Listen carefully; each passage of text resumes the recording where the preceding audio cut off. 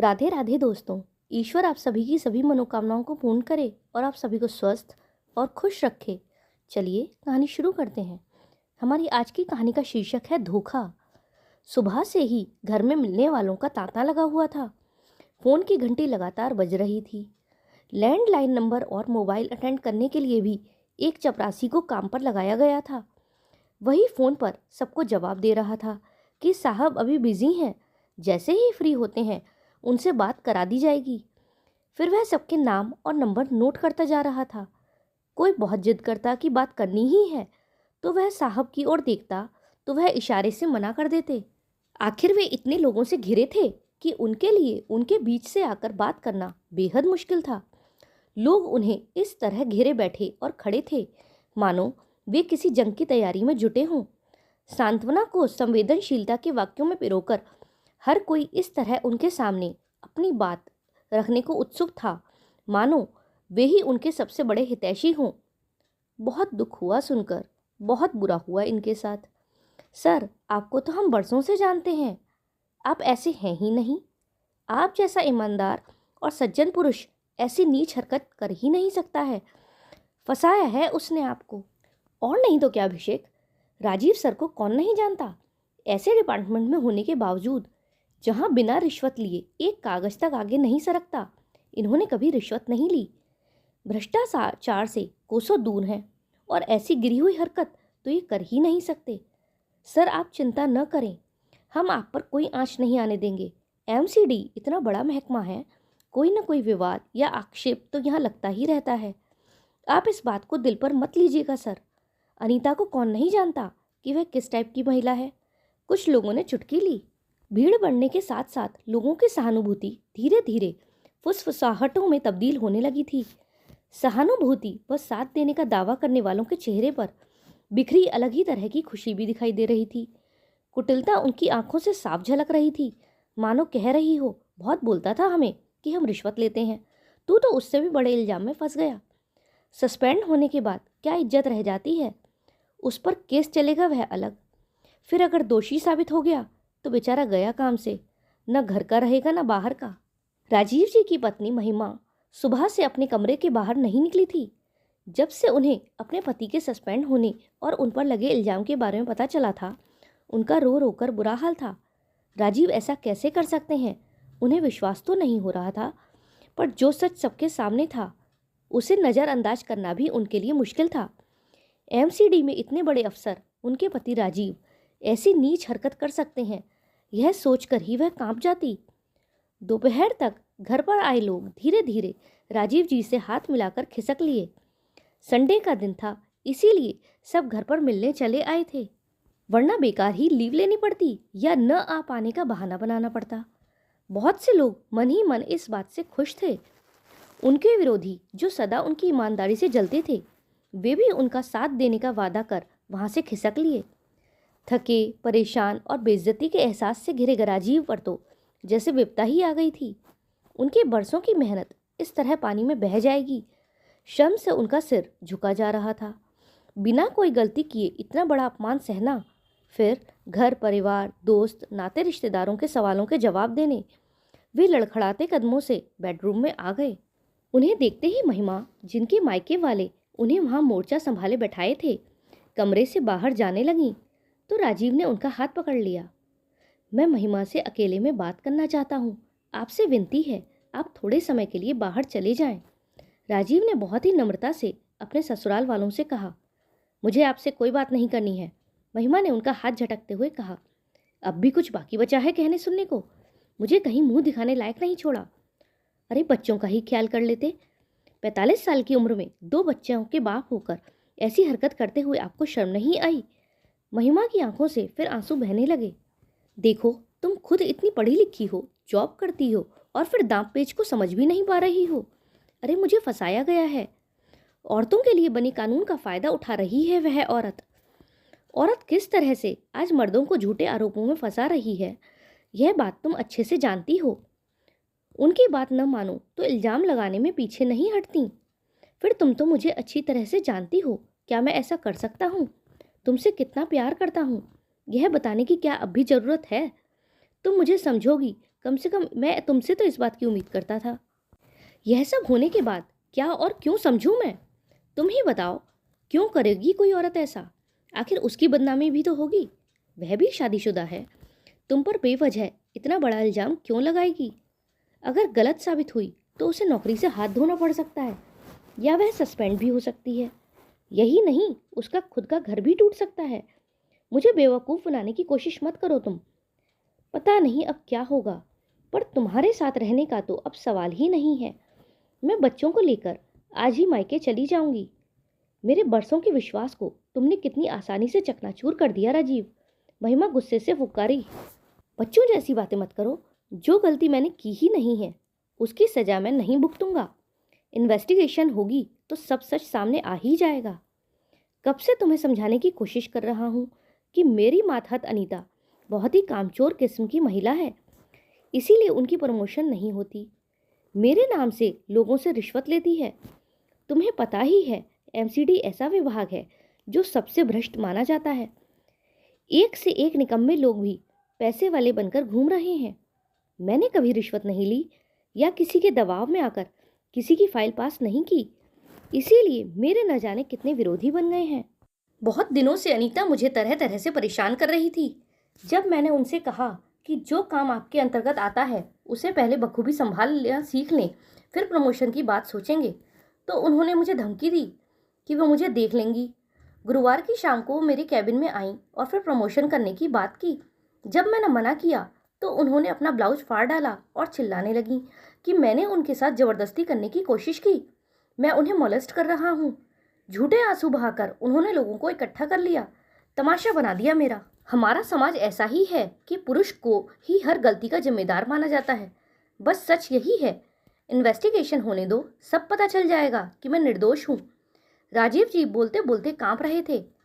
ऐसे वक्त में जब उन्हें अपनी पत्नी और परिवार की सबसे ज्यादा जरूरत थी, वे ही उन्हें गलत समझ रहे थे। इससे ज्यादा परेशान व हताश करने वाली बात और क्या हो सकती थी?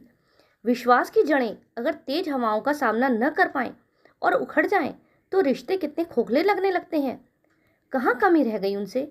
महिमा और बच्चों के लिए हमेशा समर्पित ही तो रहे थे वो। क्यों कहानी बना रहे हो? इतने बड़े अफसर होकर एक औरत को ही बदनाम करने लगे। तुम्हें बदनाम करके उसे क्या मिलेगा? उसकी भी जगह सही होगी। मुझे विश्वास नहीं होता। इससे पहले क्या उसने कभी ऐसी हरकत किसी के साथ की है? महिमा तो राजीव की बात सुनने को ही तैयार नहीं थी। बेशक न की हो, पर उनके चाल चलन पर हर कोई उंगली उठाता है। कपड़े देखे हैं कैसे पहनती हैं? पल्लू हमेशा सरकता रहता है, लगता है जैसे मर्दों को लुभाने में लगी हुई हैं। हद करते हो राजीव, ऐसी सोच रखते हो एक औरत के बारे में? छी। महिमा आगे कुछ कहती तभी कमरे में राजीव के ससुराल वाले आ गए। क्या सोच रही है महिमा? अब भी इस आदमी के साथ रहना चाहती है? हर तरफ थू थू हो रही है। बच्चों पर इस बात का कितना बुरा असर पड़ेगा। स्कूल जाएंगे तो दूसरे बच्चे कितना मजाक उड़ाएंगे। चल हमारे साथ चल, महिमा के भाई ने गुस्से से कहा। और क्या, तू चिंता मत कर, हम तेरे साथ हैं। फिर तू खुद कमाती भी है। महिमा की माँ ने अपने दामाद की ओर घृणित नजरों से देखते हुए कहा, मानो उनका जुर्म जैसे साबित ही हो गया हो। आज तक जो ससुराल वाले उनका गुणगान करते नहीं थकते थे, वे ही आज उनका तिरस्कार कर रहे थे। कौन कहता है कि औरत अबला है? समाज भी हमेशा औरत का ही साथ देता है। उन्हें पुरुष की विडंबना पर अफसोस हुआ। बिना दोषी होते हुए भी पुरुष को कटघरे में खड़े होने पर मजबूर होना पड़ता है। पापा जी, आप ही समझाइए ना इन्हें। राजीव जी ने बड़ी ही आशा भरी नजरों से अपने ससुर की ओर देखते हुए कहा। वे जानते थे कि वे बहुत ही सुलझे हुए इंसान हैं और जल्दबाजी में कोई भी निर्णय नहीं लेते हैं। हाँ बेटा, राजीव की बात को समझो तो। इतने बरसों का साथ है, ऐसे अविश्वास करने से जिंदगी नहीं चलती। तुम्हें अपने पति पर भरोसा होना चाहिए। अपनी बेटी का साथ देने के बजाय आप इस आदमी का साथ दे रहे हैं जो दूसरी औरतों के साथ बदसलूकी करता है, उनकी इज्जत पर हाथ डालता है, पता नहीं और क्या क्या करता हो, और हमारी बेटी को न जाने कब से धोखा दे रहा हो। सादगी की आड़ में न जाने कितनी औरतों से संबंध बना चुका हो। अपनी सास की बात सुनकर राजीव हैरान रह गए। मुझे आपसे ऐसी उम्मीद नहीं थी माँ। मुसीबत के वक्त अपने ही तो साथ देते हैं, और जब महिमा मुझ पर विश्वास ही नहीं करना चाहती तो मैं क्या कर सकता हूँ? इतने लंबे वैवाहिक जीवन में भी अगर पति पत्नी के बीच विश्वास की दीवारें पुख्ता न हो तो फिर साथ रहना ही बेमानी है। अब मैं तुम्हें नहीं रोकूंगा, तुम मेरी तरफ से आज़ाद हो, पर यह घर हमेशा से तुम्हारा था और तुम्हारा ही रहेगा। राजीव की बात सुनकर पल भर को महिमा को लगा कि शायद वही गलत है। सच में राजीव जैसे प्यारे पति और स्नेहमयी पिता में किसी दूसरे की बात सुनकर दोष देखना क्या उचित होगा। 18 साल की शादीशुदा जिंदगी में कभी राजीव ने उनका दिल नहीं दुखाया था, कभी भी किसी बात की कमी नहीं होने दी थी। फिर क्यों आज उसका विश्वास डगमगा रहा है। वो कुछ कहना ही चाहती थी कि माँ ने उनका हाथ पकड़ा और घसीटते हुए बाहर ले गई। बच्चे हैरान और सहमे से खड़े सबकी बातें सुन रहे थे। माँ, पापा की बात तो सुनो। उनकी 18 वर्ष की बेटी केशवी की बात पूरी होने से पहले ही काट दी गई। तू इन सब बातों से दूर रह, अभी बच्ची है। नानी की फटकार सुनकर वह चुप हो गई। माँ का पापा पर विश्वास न करना उसे अखर रहा था। उसने अपने भाई को देखा जो बुरी तरह से घबराया हुआ था। केशवी ने उसे सीने से लगा लिया और फिर दूसरे कमरे में ले गई। बड़े भी कितने अजीब होते हैं, अपनों से ज़्यादा परायों की बात पर भरोसा करते हैं। हो सकता है, नहीं, उसे पक्का यकीन है कि उसके पापा को फंसाया गया है। महिमा और बच्चों के जाने के बाद राजीव को घर काटने लगा था। इन्वेस्टिगेशन के दौरान अनीता बिना झिझके कहती कि राजीव ने पहले भी उनके साथ ज़बरदस्ती करने की कोशिश की थी, यहाँ तक कि उनके सामने सेक्स संबंध बनाने का प्रस्ताव भी रखा था। बहसों, दलीलों और राजीव की ईमानदारी भी इसलिए उन्हें सच्चा साबित नहीं कर पा रही थी, क्योंकि कानून औरत का ही साथ देता है, खासकर तब जब बात उसके साथ छेड़छाड़ करने की हो। राजीव जी टूट रहे थे। परिवार का भी साथ नहीं था, दोस्तों और रिश्तेदारों ने भी किनारा कर लिया था। उस दिन शाम को राजीव अकेले निराश से घर में अंधेरे में गुम से बैठे थे। रोशनी उनकी आंखों को अब चुभने लगी थी, इसीलिए अंधेरे में ही बैठे रहते। खाली घर उन्हें डराने लगा था। प्यास सी महसूस हुई उन्हें, पर उठने का मन नहीं किया।